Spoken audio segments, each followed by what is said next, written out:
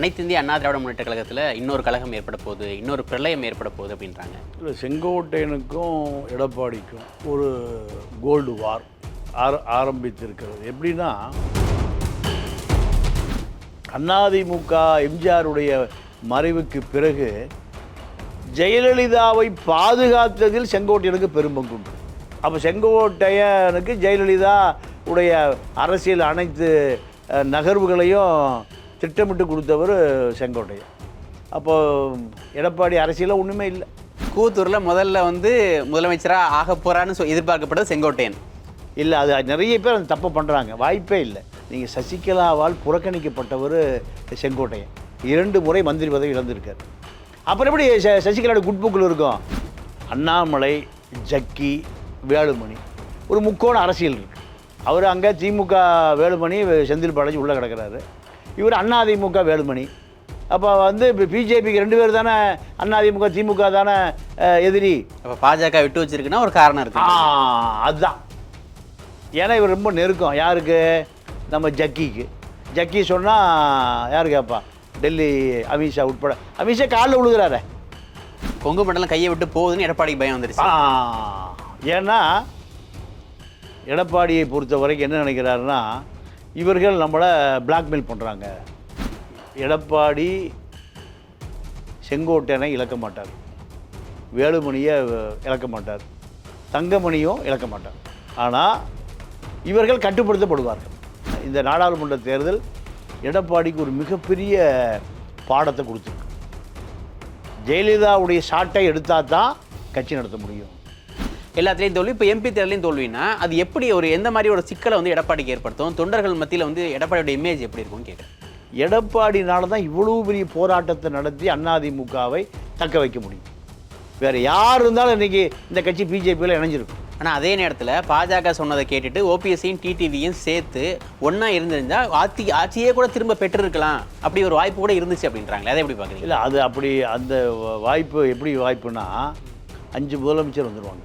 சசிகலா ஒரு முதலமைச்சர், ஓபிஎஸ் ஒரு முதலமைச்சர், டிடிவி ஒன்று, அண்ணாமலை ஒரு முதலமைச்சர். ஒரு முதலமைச்சராக இருந்த அந்த 4 வருஷ காலம் கட்சி ஃபண்டே வாங்கலை. எல்லாம் வச்சுக்கப்பா, கட்சியை காப்பாற்றுங்கப்பா, பணத்தை நீயே வச்சுக்க, வசூல் பண்ணி வச்சுக்க, நீ பாதியை எதிர்கட்சி கொடுத்துரு. யாருக்கு? திமுக கொடுத்த ஒரே முதலமைச்சர் எடப்பாடிங்க. எம்ஜிஆர் தான் இப்படி கொடுப்பார். யாருக்கு? வள்ளலாக இருந்திருக்காருன்றீங்களா? எப்படி நீங்கள் அவர் எம்ஜிஆர், இவர் சின்ன எம்ஜிஆர். திருமாவளவன் தொகுதிக்கு அதிமுகவுக்கு ஒரு டம்மி வேட்பாளரை போட்டு கூட்டணி உடைச்சது என் கூட வந்துருப்பா. எதிர்காலத்தில் வைகோ பையனுக்கு மணல் கருப்பியாக போட்டு ஒரு டம்மி பீஸை போட்டிருக்காங்க. வைகோவுக்கு தகவல் சொல்லியாச்சு, திருமாவளவனுக்கு தகவல் சொல்லியாச்சு, கனிமொழிக்கும் தகவல் சொல்லியாச்சு. நீ அடுத்த முதலமைச்சர் ஆகணும், திமுக உன் கைக்கு வரணும், இப்படி அங்கேயும் சென்று முடிஞ்சிருக்காரு. எடப்பாடி இந்த தேர்தலில் பல செய்திகளை சொல்லியிருக்கார். ஒன்னிந்திய அரசியல் நேயர்களுக்கு வணக்கம். இன்றைய அரசியல் களம் நிகழ்ச்சியில் நம்மோடு இணைந்திருப்பது மூத்த பத்திரிகையாளர் தமிழா பாண்டியன் அவர்கள். சார் வணக்கம். வணக்கம். எப்படி இருக்கீங்க சார்? நல்லா இருக்கேன். அனைத்து இந்திய அண்ணா திராவிட முன்னேற்ற கழகத்தில் இன்னொரு கழகம் ஏற்பட போகுது, இன்னொரு பிரளயம் ஏற்பட போகுது அப்படின்றாங்க. என்ன அது? எதுக்காக? இல்லை, செங்கோட்டையனுக்கும் எடப்பாடிக்கும் ஒரு கோல்டு வார் ஆரம்பித்திருக்கிறது. எப்படின்னா, அதிமுகவுக்கு எடப்பாடியை விட சீனியர் செங்கோட்டையன் எம்ஜிஆரோடு அரசியல் செய்திருக்கார், ஜெயலலிதாவோடும் அரசியல் பண்ணியிருக்கார். எம்ஜிஆரோடும் ஜெயலலிதாவோடும் அரசியல் பண்ணிய காலத்தில் சிலுவம்பாளையத்தினுடைய கிளை செயலாளர் எடப்பாடி. அப்போ அவர் எம்எல்ஏ, கோபி தொகுதி எம்எல்ஏ. அதிமுக எம்ஜிஆருடைய மறைவுக்கு பிறகு ஜெயலலிதாவை பாதுகாத்ததில் செங்கோட்டையனுக்கு பெரும்பங்குண்டு. நீங்கள் இப்போ எதிர்க்கட்சி தலைவராக ஜெயலலிதா இருந்த பொழுது செங்கோட்டையன் எம்எல்ஏ. ஜெயலலிதாவுடைய சேலை கிழிப்பு, முடி இழுப்பு, அடி உதை, டேபிள் கடியில் சண்டை, இதெல்லாம் நடக்கிற பொழுது ஜெயலலிதாவை பாதுகாத்தவர் செங்கோட்டையன். அடரா அதெல்லாம் பதிவு பேப்பர் வெயிட் எடுத்து அடித்தார். இந்த பேப்பர் வெயிட்டை எடுத்து கருணாநிதி தரப்பு பக்கம் அடித்ததுக்காக நீங்கள் பல நாள் செங்கோட்டையனை போயஸ் தோட்டத்தில் ஜெயலலிதா வச்சு பாதுகாத்தார். இல்லைன்னா செங்கோட்டையன் அன்றைக்கே கைது செய்யப்பட்டு நீங்கள் சிறையில் சித்திரவதைப்படுத்தி சின்னாவனப்படுத்தப்பட்டிருப்பார். அப்போ இதெல்லாம் செங்கோட்டையனுக்கு ஒரு பெரிய வரலாறு இருக்குது. ஜெயலலிதா ஒரு கோபக்கார முதலமைச்சர். அந்த அம்மாவுடைய பயணத்திட்டத்தை முழுக்க யார் அது பயணத்திட்டத்தை வகுத்தாலோ அது கொலாப்ஸ் ஆயிரும். செங்கோட்டையன் நீங்கள் ஒவ்வொரு பொது தேர்தலையும் கோபி தொகுதியில் செங்கோட்டையன் இருக்கவே மாட்டார். கடைசி 2 நாளுக்கு வருவார். அது வரைக்கும் ஜெயலலிதாவுடைய சுற்றுப்பயணத்தில் தான் செங்கோட்டையன் இருப்பார். அப்போ செங்கோட்டையனுக்கு ஜெயலலிதா உடைய அரசியல் அனைத்து நகர்வுகளையும் திட்டமிட்டு கொடுத்தவர் செங்கோட்டையன். அப்போது எடப்பாடி அரசியலில் ஒன்றுமே இல்லை. இத்தனை அரசியல் செய்தவர் செங்கோட்டையன். ஆனால் இப்போ திருப்பூர் ஈரோடு வேட்பாளரை போடுறதுக்கும் செங்கோட்டையன்கிட்ட ஆலோசனை கேட்கல. அதே போல் அந்த 2 நாடாளுமன்ற தொகுதிகளையும் 6, 12 சட்டமன்ற உறுப்பினர்கள், சட்டமன்ற தொகுதி. இங்கும் யாரை பொறுப்பாளராக போடலாம், யாருக்கு பணம் கொடுக்கலாம், இந்த அரசியல் பூத்து கமிட்டி உட்பட எந்த விஷயத்தையும் செங்கோட்டையன் கேட்கல. இப்போது செங்கோட்டையனுக்கும் கோபி கருப்பண்ணன், அவர் யாருன்னா இப்போ முன்னாள் என்வாரன்மெண்ட் அமைச்சர், அவருக்கும் இப்போது ஒத்து வராது. செங்கோட்டையனுக்கு பல வாய்ப்புகளை பறித்து செங்கோட்டையன் ஆதரவாளருடைய பதவிகளை பறித்து கருப்பண்ணனுடைய ஆதரவாளர் கொடுத்துருக்காங்க. கருப்பண்ணன் வந்து எடப்பாடிக்கு நெருக்கமானவர். ஆமாம், எடப்பாடிக்கு நெருக்கமானவர். அப்போது செங்கோட்டையன் யாருக்கு நெருக்கமானவர்? கருணாநிதிக்கு நெருக்கமானவரா?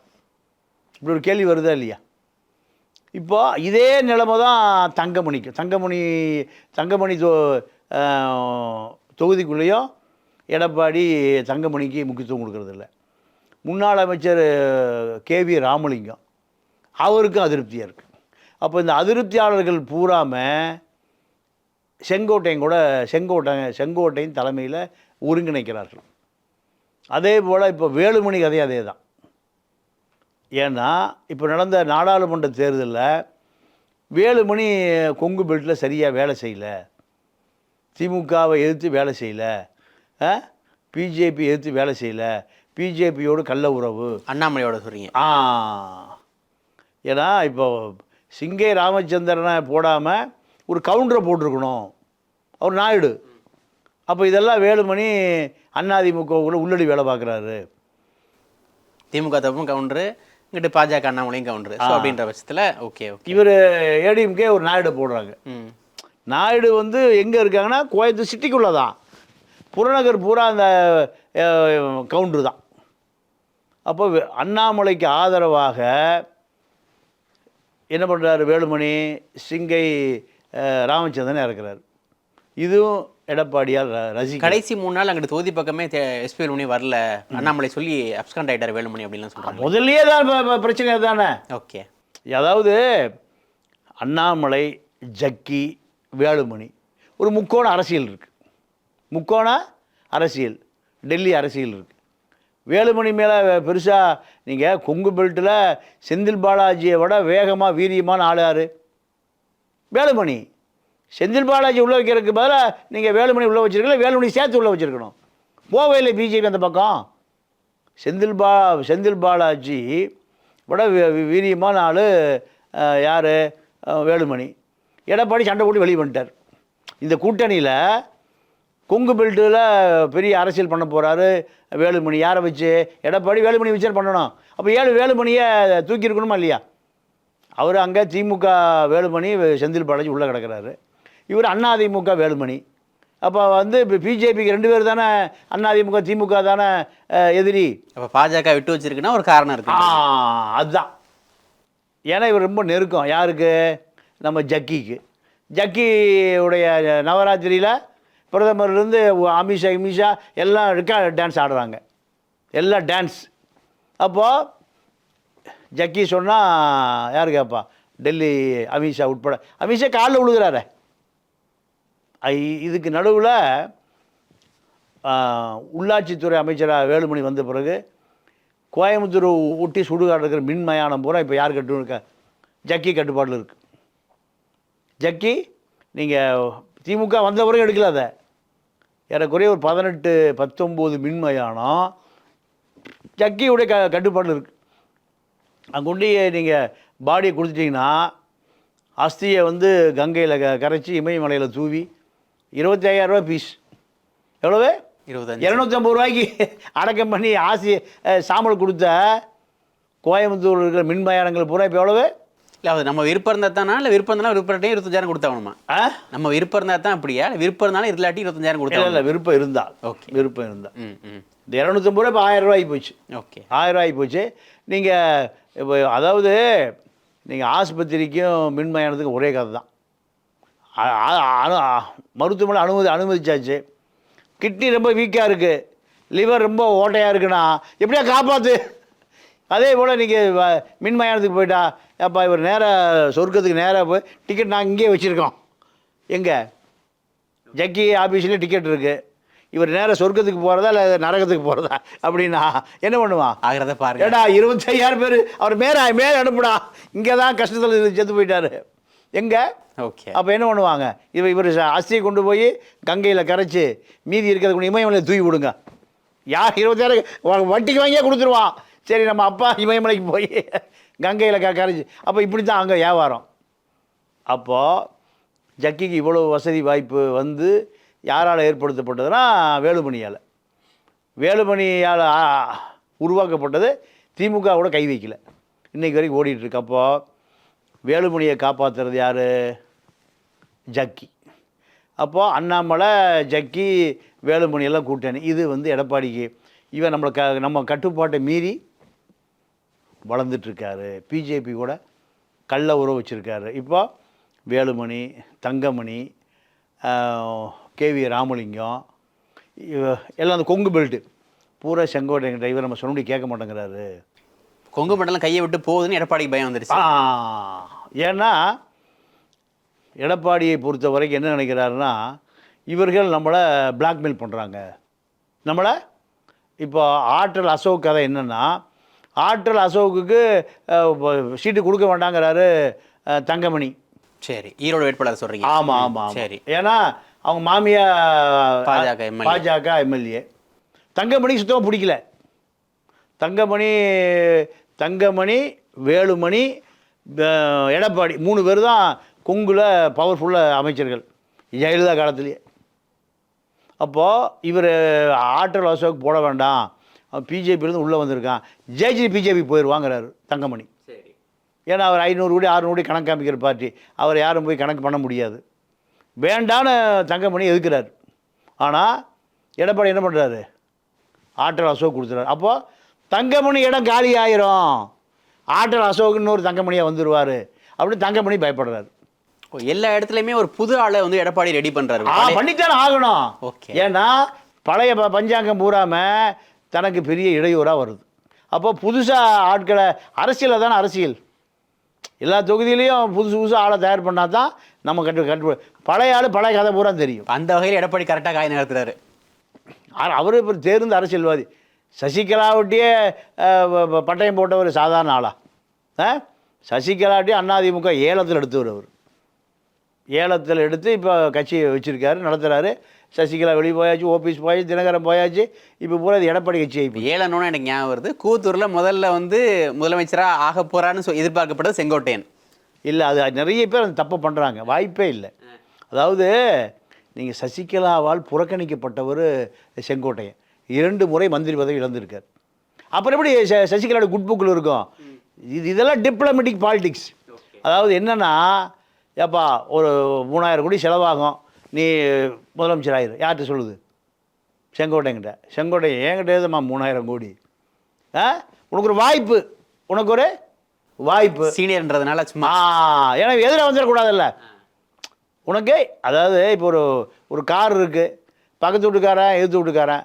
அப்போ அவன்கிட்ட ஏப்பா அந்த கார் விற்க போகிறேன், 3 லட்சம் வேணா வச்சு, என்கிட்டயாவது 3 லட்சம். சரி, அப்போ இங்கே நிறுத்தும் போது தொந்தரவு பண்ணி கள்ளக்கெல்லாம் போட்டுறாத, இவன் 4 இந்த கதை தான். கேட்கலன்னு சொல்லக்கூடாதுன்றக்கா பேருக்கு. உண்மையாக நடந்தது அதுதாங்க. சரி, உண்மையாக நடந்தது அதுதான். எல்லாருமே அதை வந்து உண்மையாக நம்புகிறாங்க. சசிகலா எது உண்மையை ஜெயலலிதா சாவே மர்மமாக ஆறுமுகசாமி சொல்கிறார். ஜெயலலிதாவுடைய சாவே மர்மமாக நடந்தது. அவசரமாக தினகரன் முதலமைச்சர் ஆக்கிறக்காக தான் ஜெயலலிதாவுடைய சாவே திட்டம் நடந்ததுங்கிறார் ஆறுமுகசாமி. அப்போது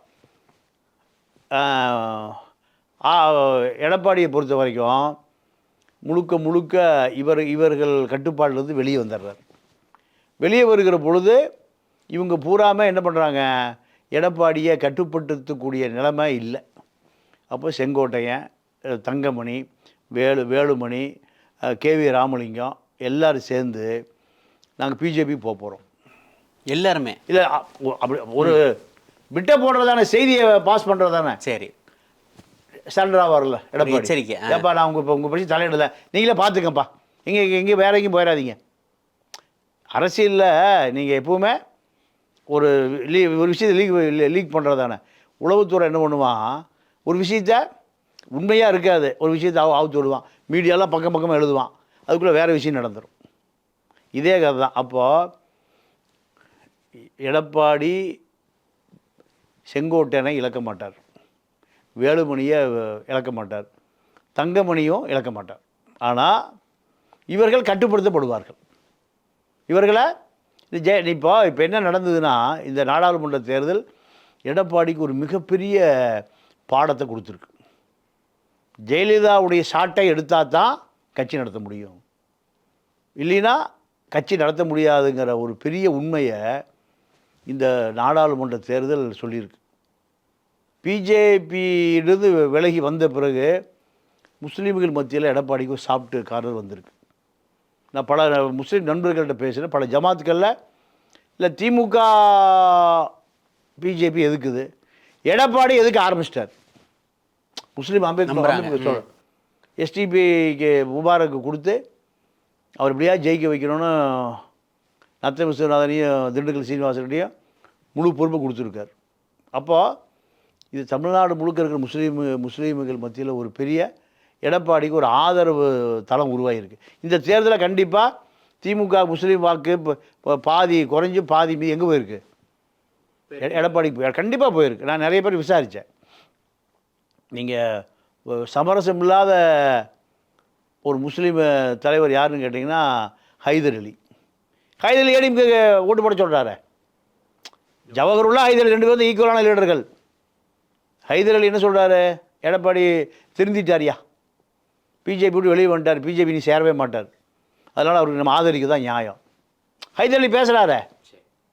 இப்போ எடப்பாடியை காப்பாற்றின கவுண்டர் சமுதாயமே இப்போ அவருக்கு எதிராக திரும்பிடுச்சா? இல்லை, அப்படி சொல்ல முடியாது.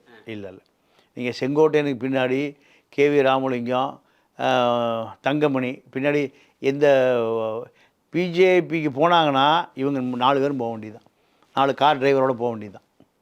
4 பேருக்கு 4 காரு டிரைவர் வருவான், அவ்வளோதான். இல்லை, கோயம்புத்தூரில் 10க்கு 10 எஸ்பி வேலுமணி ஜெயிச்சு கொடுத்துருக்காரு, அந்தளவுக்கு கட்டுப்பாட்டில் வச்சுருக்காரு. அப்படி இருக்கப்போ நம்ம அப்படி சொல்லிட முடியுமா? இல்லை, அதாவது வேலுமணிக்கு யாரும் ஓட்டு போடல, ரெட்டையிலைக்கு ஓட்டு போட்டிருக்கான். ஜெயலலிதா எம்ஜிஆர் கட்சிக்கு ஓட்டு போட்டிருக்கானே தவிர வேலுமணி வந்து பிஜேபிக்கு போனார்னா ஓட்டு போட்டால் அப்படியே பிஜேபிக்கெலாம் போயிட மாட்டான். அந்த அந்த பதவிக்கான மரியாதையை தவிர எச்சரிக்கை மணி வந்திருக்கு. அதுதான் உண்மை, அதுதான் உண்மை. ஏன்னா இப்போ வர சட்டமன்ற தேர்தலில் இவங்களுக்கு பூரா இவங்க கட்டுப்பாட்டில் வந்து மாவட்டத்தை விட்டுறணும். அவங்க கட்டுப்பாட்டில் இப்போ இந்த ஆற்றல் அசோக் மாதிரி ஆட்கள்லாம் உள்ளே வரக்கூடாது. ஆற்றல் அசோக்குமாருக்கும் செங்கோட்டையனுக்குமே பிடிச்சிக்கல. ஏன்னா நம்பிக்கை இல்லாத ஆளுங்க ஆற்றல் அசோக்கெல்லாம். ஆனால் இப்போ இந்த ஆட்கள் பூராமல் எடப்பாடியை இன்றைக்கி தூக்கி நிறுத்துறதுக்கு பெரும்பங்கு. அதனால தான் இப்போ இந்த பனிப்போர் பெருசாக ரியாக்ட் பண்ண எல்லா மாவட்டங்களிலும் பிரச்சனை இருக்குது. அண்ணாமலையும் ஒரு தடவை சொல்லியிருந்தார், அதிமுக வந்து 2 சமுதாயத்துக்கு இடையே வந்து ஒரு பிரச்சனையில மாட்டிக்கிட்டு இருக்கு, இது 2 பேரும் இழுத்து பிடிச்சிட்டு இருக்காங்க, அந்த கட்சி அதுவே போயிடும் அப்படின்னாரு. அதை பற்றி சொல்லுங்களேன், அதுக்கான பாசிபிலிட்டி. இல்லை, அதாவது அவர் என்ன சொல்கிறாருன்னா, முக்குளத்தோர் கவுண்டர் வன்னியர் சேர்க்கலாமா? வன்னியர் இல்லை, வன்னியர் ஓட்டெல்லாம் நீங்கள் முழுக்க அதிமுக இருக்குது. வன்னியர் ஓட்டு ஸ்பிரிட் ஆகலை.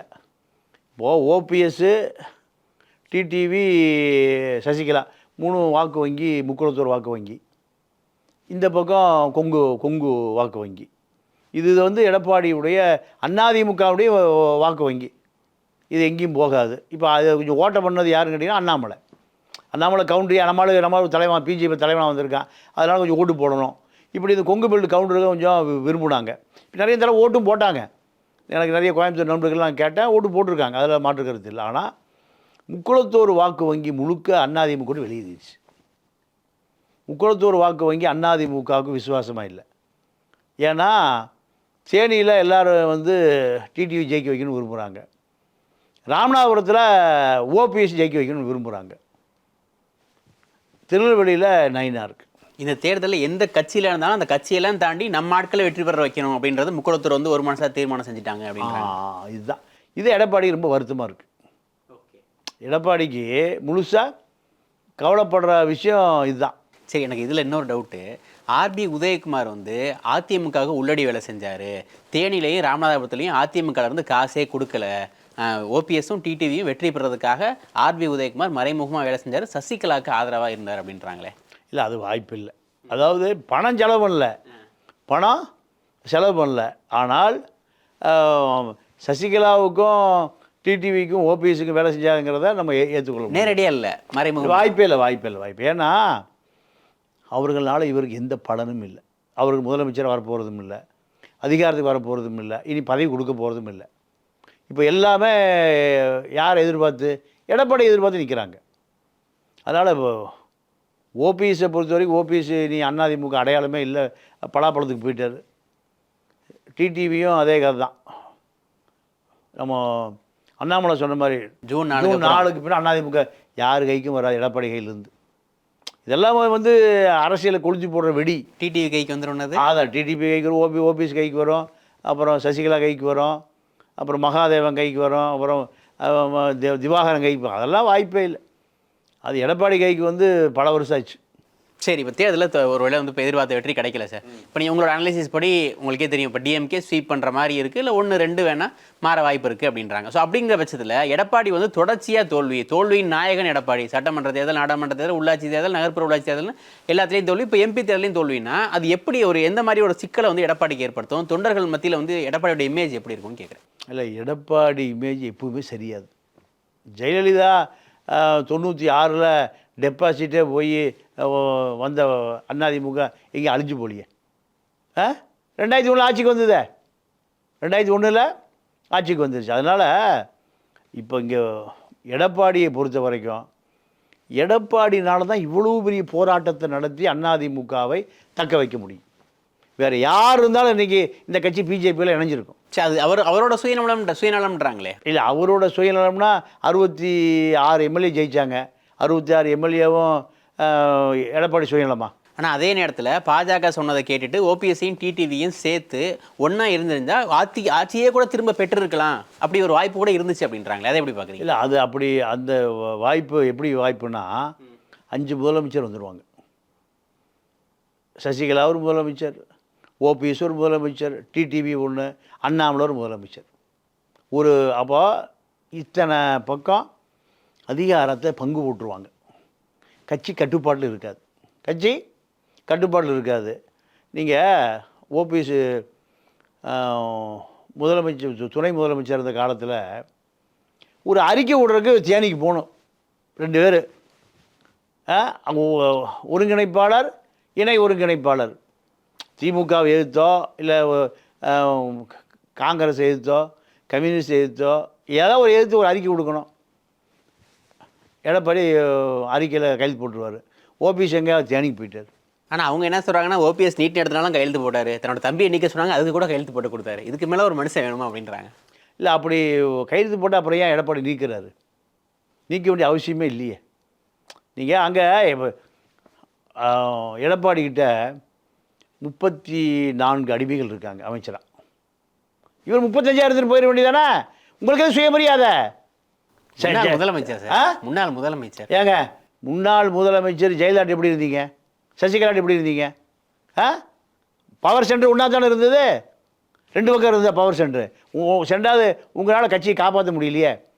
நானெல்லாம் ஏழை எடுத்தேன், நானெல்லாம் எம்எல்ஏக்களுக்கு முதல் தரம் 1 கோடி கொடுத்தேன், 2வது தரம் 1 கோடி கொடுத்தேன், 3வது தரம் 3 கிலோ தங்கம் கொடுத்தேன். ஒவ்வொரு எம்எல்ஏக்களுக்கும் 3 கோடி ரூபா கொடுத்து ஃபஸ்ட் ரவுண்ட்லேயே நான் தக்க வச்சேன். இல்லைன்னா திமுக வாங்கிட்டு ஆட்சியை கவுத்திருப்பான். நம்ம கல்வி தந்தை ஐஸ்வரி கணேஷ் இந்த முயற்சி பண்ணார். நான் திமுக ஆட்சி கொண்டு வந்துடுறேன், கொஞ்சம் அதிமுக எம்எல்ஏ தூக்கிடுறேன். யார்? ஐஸ்வரி கணேஷ். அவரால் ஒரு 500 கோடி செலவு பண்ண முடியும். இதெல்லாம் தடுத்து நிறுத்தி பாதுகாத்தவர் எடப்பாடி. இப்போ பங்கு போடுற யார் வேணால் வரலாம். சரி, இப்போ எஸ்பி வேலுமணியும் வந்து பணபலத்தில் வந்து சளைத்து வரல, தங்கமணியும் வந்து பணபலத்தில் சளைத்து வரல. இப்போ வந்து இப்போ ரிவல்ரி வருது, பிரியுது, கொங்கு மண்டலம் வந்து இப்போ அவங்களுக்கா இவங்களுக்கான ஒரு போட்டி வருது அப்படின்னா அப்போ என்ன ஆகும்? எடப்பாடி கையில் 100% கட்சி வந்துடுச்சு. 100% கட்சி பொதுச் செயலாளர் அங்கீகரிச்சிட்டாங்க. தேர்தல் கமிஷன் அங்கீகரிச்சிருச்சு. 62 எம்எல்ஏ இப்போ அவுட்டு இருக்கிறாங்க. முன்னாள் அமைச்சர் பூரா அவுட்டு இருக்காங்க. மாவட்ட செயலர் இருக்காங்க. ஒன்றியம், நகரம் 2000 பொதுக்குழு உறுப்பினர் இருக்கிறான். அதுக்கு மேலே வேறு என்ன வேணும்? இதெல்லாம் மதுரையில் நீங்கள் முடிசூட்டு விழா நடத்தினாரா? நான் தான் பொதுச் செயலாளர், நான் தான் முதலமைச்சர் கேண்டு, எல்லாம் நான் தான். இதை நம்பி வந்தா வா. போனால் நாங்கள் ஒரு லட்சக்கணக்கான பேர் போனான்னா மதுரைக்கு என்ன நிகழ்ச்சி அது? மாநாடும் கிடையாது, ஒன்றும் கத்திரிக்காயும் கிடையாது. எடப்பாடிக்கு முடிச்சுட்டு விழா. போதையிலே போயிட்டு போதையிலே வந்து இறங்கிட்டான். அப்போ இதை எடப்பாடி செஞ்சு ரைட். நீ என்ன பண்ண? ஓபிஎஸ் என்ன பண்ணியிருக்கணும்? அதே மதுரையில் போட்டு நீ அதே 2 லட்சம் பேர் ஒன்றாதிமுக கூட்ட முடியுமா? 500 பொதுக்குழு உறுப்பினர் கூட்ட முடியல. முடிஞ்சுதா? எலெக்ஷன் கமிஷன் கேட்டான், ஏப்பா அவன் 2000 பேர் பொதுக்குழு உறுப்பினர் கொடுத்துருக்கான், நீ எவ்வளோ பேர் கூட்டு வர? கூட்டவே முடியலையே. ஓபிஎஸ் வானகரத்தில் போட்டி பொதுக்குழு கூட்ட முடிஞ்சுதா? முடியலையே. தண்ணி பாட்டில் வீசி எறிஞ்சான், ஓயா வெளியிலன்னு. முடியலையே. அப்போது கட்சி பூரா அவர் கண்டூரில் போயிடுச்சு. சரி, இப்போ எதை நோக்கி போகணும்னு நினைக்கிறீங்க? இப்போ அந்த செங்கோட்டையன் எடுத்திருக்க அந்த முடிவு, தங்கமணி, வேலுமணி, கேவி ராமலிங்கம், இங்கிட்ட வந்து முக்குளத்தூர், இது எல்லாம் வந்து எப்படி எடப்பாடி சமாளிக்க போகிறாரு, என்ன ஆகும்னு நினைக்கிறேன்? அதுதான் எடப்பாடி எல்லாத்தையும் சமாளிப்பார். என்ன காரணம்னா, அவரை பொறுத்த வரைக்கும் பொட்டி வந்து பொது உடைமை. பொட்டினா காந்தி பொது உடைமை. சரி, ஆமாம். அது நீங்கள் ஜெயலலிதா சசிகலா இருந்த காலத்தில் அது தனி உடைமை, பிரித்து கொடுக்குறாங்க. அப்போ எல்லாருமே எடப்பாடி விரும்புகிறான். அவர் முதலமைச்சராக இருந்த அந்த 4 வருஷ காலம் கட்சி ஃபண்டே வாங்கலை. எல்லாம் வச்சுக்கப்பா, கட்சியை காப்பாற்றுங்கப்பா, கட்சியை காப்பாற்றுங்க, பணத்தை நீயே வச்சுக்க, வசூல் பண்ணி வச்சுக்க. நீ பாதியை எதிர்கட்சி கொடுத்துரு. யாருக்கு? திமுக கொடுத்த ஒரே முதலமைச்சர் எடப்பாடிங்க. அதிமுகவுக்கு மட்டும் கொடுத்த ஆள் எடப்பாடி இல்லை. யார் கொடுத்தாரு? திமுகவுக்கும் கொடுத்த ஒரே முதலமைச்சர் எடப்பாடி. எம்ஜிஆர் தான் இப்படி கொடுப்பார். யாருக்கு?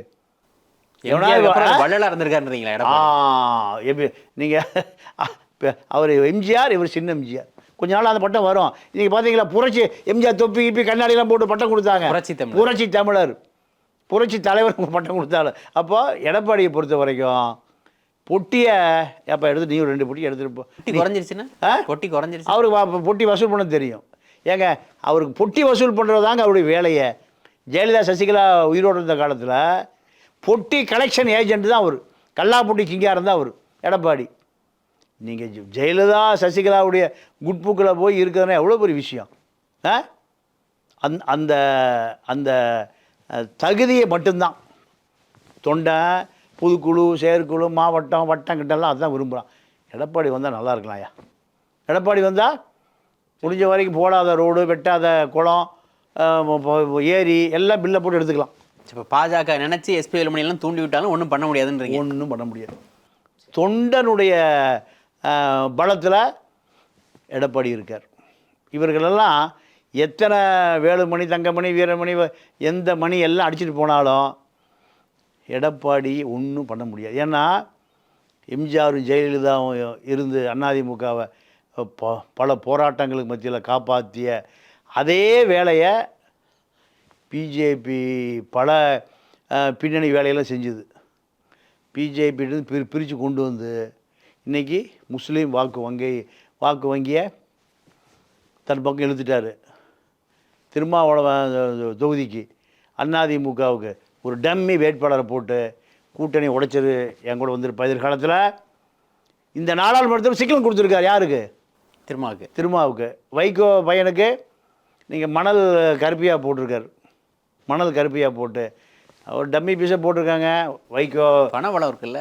பணபலம் இருந்தாலுமே ஓட்டு கிடைக்காதுன்னு அவருக்கே தெரியும். வைகோ பையன் நேரு மீறி அங்கே ஒன்றும் பண்ண முடியாது. நேரு வந்து காந்தியோட ரொம்ப நெருக்கமாக இருக்கார். 2026க்கு பிளான் போட்டு எடப்பாடி வேட்பாளர் போட்டாருங்கிறீங்க. இதுதான் உண்மை. வைகோ உங்கள் பையன் ஜெயிக்கணும் மனசார விரும்புகிறாங்க, நான் சும்மா ஒரு கொஞ்சம் செலவு பண்ணுறாடே மண்ணு பார்ட்டி அப்படின்னு போட்டிருக்கேன். அவன் மண்ணு தான் மண்ணு அவன். அப்போ வைகோவுக்கு தகவல் சொல்லியாச்சு, திருமாவளவனுக்கு தகவல் சொல்லியாச்சு, கனிமொழிக்கும் தகவல் சொல்லியாச்சு. தூத்துக்குடியில் அம்மா நீ இப்போ முதலமைச்சர் ஒன்னனை விட நீ தான் முதலமைச்சர் ஆகணும். நான் புத்தூர்கட்டு வேலுமணி தான் அங்கே போட்டிருக்கேன். எங்கே கவுன்சிலர் புத்தூர்கட்டு வேலுமணி தான் போட்டிருக்கேன். நீ வந்து அடுத்த முதலமைச்சர் ஆகணும், திமுக உன் கைக்கு வரணும். இப்படி அங்கேயும் சென்று முடிஞ்சிருக்காரு. திமுகலையும் உள்ளடி வேலை. அதுதாங்க எடப்பாடி. இதை யாரும் செய்ய முடியுமா? இதுதான் எடப்பாடி. கனிமொழி எதுக்கிறதுக்கு புத்தூர்கட்டு மொண்டி எலும்பு உடைஞ்ச பார்ட்டி கூட போட்டிருக்காரு. நீங்கள் அப்போது எடப்பாடி இந்த தேர்தலில் பல செய்திகளை சொல்லியிருக்கார். ராஜதந்திரி ஜெயலலிதா எம்ஜிஆர் உடைய நீங்கள் மேலிருந்து எம்ஜிஆர் ஜெயலலிதாவும் ஒரு சேர ஆசீர்வாதம் வாங்கிய பொதுச் செயலாளர் தான் எடப்பாடி. சரி, பாஜக என்ன பிரச்சனை சார்? 1000 கோடி காணுங்கிறாங்க, 2000 கோடி காணுங்கிறாங்க, தேர்தலில் கொடுத்த பணத்தெல்லாம் ஆட்டையை போட்டாங்கங்கிறாங்க. என்ன நடக்குது? அதுக்காக தாங்க அவன் பதவிக்கே வர்றான். கோர் கமிட்டி, இந்த பக்கம் கீர் கமிட்டி, எல்லா கமிட்டியும் ஏங்க. அதாவது 2 இடத்துல சொந்த கட்சிக்காரர் மேலேயே வழக்கு சிஎஸ்ஆர் வாங்கியிருக்காங்க. என்ன காசு அது? வந்து 1000 கோடியில் பிரித்து கொடுத்தா அவன் அடிச்சுட்டு போயிட்டான். எது வரைக்கும் அந்த பணம் வருதுன்னா மாவட்ட தலைவர் வரைக்கும் வருது. மாவட்ட தலைவர்லேருந்து எங்கே போனது? அது கீழே கட்சிக்காரங்க போனோம். மாவட்ட தலைவரை ஒரு தேர்தல் பூத்து கமிட்டியை போட்டு அவனை காசை கொடுத்துட்றாரு. எங்கே? பிஜேபியில். அவன் ஏங்க நாங்கள் தாங்க பூத்து கமிட்டி. புதுசாக எங்கே பூத்து கமிட்டி வந்தது? புதுசாக பூத்து கமிட்டி வந்துருச்சு. நாங்கள் தாங்க பழைய பூத்து கமிட்டி. இல்லை மாவட்ட தலைவர்கள் பூரா மாவட்ட தலைவர்கள் வரைக்கும் டெல்லியிலேருந்து வர்ற பணம் பிரித்து வருது. அது கீழே மாவட்ட தலைவர்களுக்கு சொந்தமான பல பூத்து கமிட்டி, மறைமுக பூத்து கமிட்டிக்கு போயிடுச்சு. போஸ்ட் ஓட்டுற அளவுக்கு ஆகிப்போச்சே சார். வரத்தான் செய்யும். ஏன்னா அவன் அதுக்காகத்தான் காத்து கிடக்கிறான். ஒரு 25 லட்சம் வரும், 50 லட்சம் வரும்னு காத்து கிடக்கான். மாவட்ட தலைவர் என்ன பண்ணுறாங்க? பணம் வர்ற வரைக்கும் இந்த பூத்து கமிட்டிலாம் போடல. வந்த பிறகு இரவோட புது பூத்து கமிட்டியை போட்டு அப்போ எல்லா பணத்தை அவங்கள்ட்ட கொடுத்துருங்கப்பா. அவன் நேராக கொண்டு திருப்பி கொண்டு எங்கே கொடுத்துட்றான். மாவட்ட தலைவர் விட்டு வச்சுட்டு போயிடுறான். சரி, நீ இப்போ கொஞ்சம் எடுத்துக்க, செலவுக்கு எடுத்துக்க, மீதி அப்படியே கொண்டு வந்து கொடுத்துரு. மேலிடம் வரைக்குங்கிறாங்களே. ஆமாம். இப்போ அதாவது பணம் 1000 கோடி ரூபா வந்திருக்குதா சொல்கிறாங்க. 19 தொகுதி 20 தொகுதி போட்டுங்க. அது கூட்டணி கட்சி 23 வந்துடும் கூட்டணி. இல்லை அதாவது பெரிய ஏசி சண்முகத்துக்கெல்லாம் பணம் கொடுக்க வேண்டிய அவசியம் இல்லை. ஆனால் 19 + 10 29 30 தொகுதி. 10 தொகுதிக்கு பணம் தேவையில்லை. பச்சைமுத்துக்கு தேவையில்லை, ஏசி சண்முகத்துக்கு தேவையில்லை. இப்படி மீதி தொகுதிக்கு தான் பணம் கொடுத்தே ஆகணும். இந்த பணத்தை எங்கே கொடுக்க சொல்கிறாங்களோ பாதியை காணும். கடைசியாக வந்தால் முழுசியாக காணும். இது உங்களுக்கு திமுகலையும் நடந்திருக்கு, அதிமுகலையும் நடந்திருக்கு, பிஜேபியில் கொஞ்சம் அதிகமாக. ஏன்னா இவன் இப்போ இங்கே பதவிக்கே வரல, பணத்தையே பார்க்காம. அதுதான் இப்போ தமிழிசை அந்த அம்மா கருநாகராஜா, கரதா தியாகராஜாலாம் கூப்பிட்டு கோர் கமிட்டி விசாரிச்சிருக்காங்க. நாராயண திருப்பதி எல்லாம் விசாரித்ததில் நீங்கள் கொடுத்த காசு அப்படியே பூத்து கமிட்டி கொடுத்தாச்சு, ஒன்றியத்துக்கு கொடுத்தாச்சு, நகரத்துக்கு கொடுத்தாச்சு, எல்லாம் செலவாகி போச்சு. நீங்கள் நடவடிக்கைன்னு எடுத்துங்க. தேர்தல் முடிஞ்சது, அமித்ஷாட்ட புகார் போயிடுச்சு. நேரடி அங்கே போயிடுச்சு. அமித்ஷாட்ட புகார் போயிடுச்சு. அண்ணாமலை மேலே சரியான கோபம். ஏன்னா அவர் நேரம் அண்ணாமலைக்கு தான் கோவப்பட முடியுமே தவிர நீங்கள் கீழே இருக்கிற ஆள்கிட்ட கோவப்பட முடியாது. சாய் சத்தியன், கராத்தே, கருநாகராஜன், இப்படி காளிதாஸ், பல பேர் இப்போது இந்த தேர்தலை எதிர்பார்த்து ரொம்ப நாள் காத்து கிடந்தான், காஞ்சி போய் கிடந்தான். வந்தது அவனுக்கு கொஞ்சம் கடன் இருந்தது. இனிமேல் அரசியல் பண்ணுறது கொஞ்சம் காசு தேவைப்பட்டது. அரசியலுக்கு தானே எல்லாம் கட்சிக்கு தானே. இப்போ இந்த பதிலத்தை எல்லாம் யார் கேசவ நாயகி எழுதி கொடுத்துருக்காங்க. கேசவ நாயகி இப்போ அவர் ஒரு ஒரு ஒரு 300-400 கோடி ரூபாய்க்கு மேலே பட்டியலில் அவர்கிட்ட போயிருக்கு. இப்போ அவர் என்ன சொல்கிறாரு, நான் புகாரெல்லாம் நான் டெல்லியில் பார்த்துக்கிறேன், புகாரெல்லாம் நான் டெல்லியில் பார்த்துக்கிறேன், என்கிட்ட யார் கதை கேட்காதீங்க போங்க, என்கிட்டலாம் பேசக்கூடாது. அவருக்கும் போயிருக்கா? அவர் ஆமாம். யார் சொல்லுங்களேன். இல்லை, அதாவது இதில் வந்து எப்படின்னு கேட்டிங்கன்னா, ஒவ்வொரு வேட்பாளருக்கும் 10 கோடி ரூபா போயிருக்கு. சரி, நீங்கள் 1000 கோடியை நீங்கள் வந்து 30 பிரிச்சிங்கன்னா எவ்வளோ ஆச்சு? ஏறக்குறைய ஒரு 30-35 கோடி ஆச்சு. அப்போ மீதி 25 கோடி எங்கே போயிருக்கும்? கீழே அதாவது கீழே இப்போ வேட்பாளர் வரைக்கும் 10 கோடி ரூபா போயிருக்கு ஒவ்வொரு வேட்பாளருக்கும். இந்த 10 கோடி கீழே போக போக 10 கோடி பாதி 5 கோடி கொடுத்தா 2.5 கோடி தான் செலவு பண்ணுவான். அவன் 1.25 கோடி எடுத்துக்குவான்.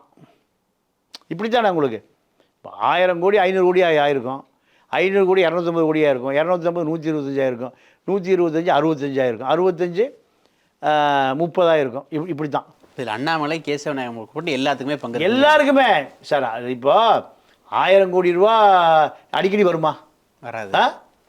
அடுத்த 5 வருஷம் கழிச்சு தானே வரும். மழை மாதிரி ஆயிடுச்சு. மழை மாதிரி மழை எப்போ வருது அப்போ தானே குடத்தை எடுத்துக்கொண்டு ரப்பி உள்ளே வச்சுக்கணும். அப்போது பிஜேபியை பொறுத்த வரைக்கும் அதிமுக திமுகவில் 5 வருஷத்துக்கு ஒருக்கா வசூல் ஆகுது. இப்போ திமுக வசூல் ஆகிட்டே இருக்குது. திமுகவில் இது நடந்திருக்கு. நீங்கள் ராபர்ட் புரூஸ் திருநெல்வேலி காங்கிரஸ் கூட்டணி வேட்பாளர், அவர் ஸ்டாலின் ஃபோன் பண்ணி கதறாரு. அவர் வந்து கேசி வேணுகோபால் 3 சீட்டு வாங்கினவர். ஐயோ நான் தோற்று போயிடும் போல் இருக்கேங்க, வேலை செய்கிறக்கு ஆள் இல்லையான்னு கேசி வேணுகோபால் ஸ்டாலின் கிடைக்கிறாரு. அங்கே தேர்தல் பொறுப்பாளர் யாருன்னு கேட்டிங்கன்னா தங்கம் தென்னரசு, நயினார் நாகேந்திரன், முக்குளத்தூர் அன்கோ போட்டாங்க. அன்கோ போட்ட பிறகு நீ கிளம்பு. திமுக ஆளுங்கட்சியிலேயே பவர் இருக்க ஸ்டாலின்ட்டே இந்த நிலைமை. உடனே அனிதா ராதாகிருஷ்ணன் கூட அங்கே போட்டாங்க. எங்கே? திருநெல்வேலியில். ஏன் என்ன தங்கம் தென்னரசு என்ன ஆனார்? தொழில்துறை மந்திரி, இபி மந்திரி, நம்பர் 2 மந்திரி. திமுகலையும் பிரச்சனை இருக்குது, அதிமுகலையும் பிரச்சனை இருக்குது, பிஜேபிலையும் பிரச்சனை இருக்குது. ஆக மொத்தம் கட்சி சொல்லுவதை தாண்டி தனக்குன்னு ஒரு இன்ட்ரெஸ்ட் இருக்குல்ல, அந்த தனிப்பட்ட முறையில் இருக்கிற ஆர்வத்தை யாருக்காகவும் யாரும் சமரசம் செய்து கொள்வதில்லை. அண்ணாமலையோட பதவி வந்து காலியாக கூடும் இந்த தேர்தலுக்கு அப்புறம் அப்படின்றாங்களே, அப்படின்னு கணிப்பு இருக்குது. டெல்லியில் பிஜேபியே காலியாகி போச்சுன்னா அப்புறம் அண்ணாமலை காலியாக என்ன இருக்குது? இப்போ ரெடிமேடாக குஜராத்தில் ஒரு பெரிய ஃபார்ம் ஹவுஸ் கட்டி ரெடியாக வச்சுட்டார். யார்? மோடி. அவர் ரொம்ப காலத்துக்கு முந்தைய கட்டி முடிஞ்சது அது. இப்போ அங்கே போனால் ராஜ்பூத்துக்கு பெண்கள் விட மாட்டாங்க, ஜாட்டும் விட மாட்டாங்க குஜராத்திலேயே. ஏன்னா அவ்வளோ கோபத்தில் இருக்கான். அதனால் மோடியே ஓடி போகிற நிலைமையில் அண்ணாமலை யார் போய் தேட போகிறான்? 1 லட்சம் ஓட்ட வேற காணுங்கிறாரு. ஆமாம், முதல்ல கொளிச்சு போட்டார். நாளைக்கு பிரச்சனை வரக்கூடாதுல்ல, வினோஜி சொல்லி அவன் நீயும் சொல்லியிருந்தார். அப்போது தேர்தல் ஜூன் 4ஆம் தேதி நிறைய பேர் காணாமல் போயிடுவாங்க, நிறைய பேர் ஓடி போயிடுவாங்க, நிறைய பேர் தேட வேண்டியது வரும். ஆமாம், அதில் அண்ணாமலையும் ஒருவர். நன்றி சார், உங்களோட நேரத்தை எங்களோட பதிவு மிக்க நன்றி. நன்றி, வணக்கம்.